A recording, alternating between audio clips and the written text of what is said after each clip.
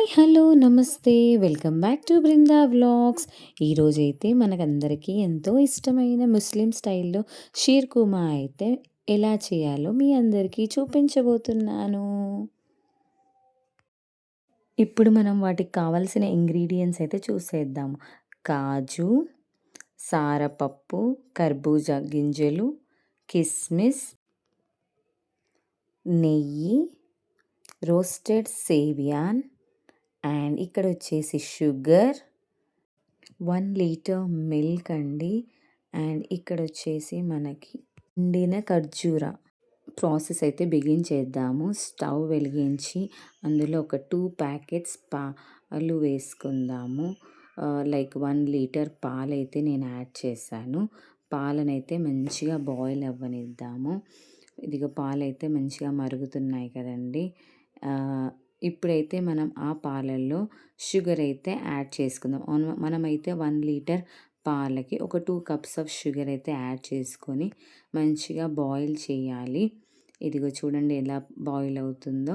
And ఇప్పుడు మనం ఇంకొక ప్యాన్ తీసుకొని అందులో నెయ్యి వేసుకొని ఇంతకుముందు నేను చూపించిన విధంగా అవన్నీ డ్రై ఫ్రూట్స్ అయితే ఒకటి వెనక ఒకటి కాజు, బాదాం, కిస్మిస్ అండ్ కర్బూజా గింజలు, సారపప్పు ఇవన్నీ అయితే మంచి బ్రౌన్ కలర్ వచ్చేంత వరకైతే మనమైతే ఫ్రై చేసుకోవాలి. చూడండి ఎలా వచ్చిందో బ్రౌన్ కలర్ చాలా కలర్‌ఫుల్‌గా ఉంది. అండ్ ఇప్పుడైతే మనం తీసుకున్న సేమియానైతే పాలల్లో వేసి మంచిగా మిక్స్ చేసుకోవాలి. ఇదిగో ఇలా మిక్స్ చేయండి. కలర్‌ఫుల్ పాయసం అయితే రెడీ అవుతుంది. వావ్! యమ్మీ యమ్మీ చూడడానికి. అండ్ ఇప్పుడైతే బాయిల్ అయ్యేటప్పుడే మనమైతే ఇలాచీ అయితే యాడ్ చేసుకుందాము. సో, ఇలాచీ యాడ్ చేసుకుంటే ఆ ఫ్లేవర్ అనేది బాగుంటుంది.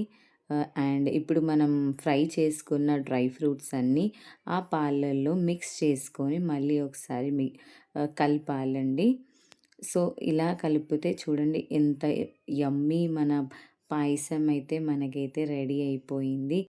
ఇప్పుడైతే లాస్ట్‌లో అయితే పండు ఖర్జూరానైతే మనమైతే యాడ్ చేసుకుందామండి. చాలా టేస్టీగా ఉంటుంది పండు ఖర్జూర వేయడం వలన. ఒక 2 మినిట్స్ సిమ్‌లో ఉంచైతే మనము కలుపుకుందాము. సో, మనది స్వీట్ ఆల్మోస్ట్ అయితే రెడీ అయిపోయింది. సో, ఇప్పుడైతే మనం ఒక బౌల్ తీసుకొని స్వీట్ అయితే సర్వ్ చేద్దాం. సో, టేస్టీ యమ్మీ యమ్మీ స్వీట్ డెలీషియస్ షీర్ కుర్మా అయితే రెడీ అయ్యింది. మీరు కూడా ట్రై చేయండి. అండ్ ఎలా వచ్చిందో కమెంట్ బాక్స్‌లో కమెంట్ చేయండి. బాయ్. See you all.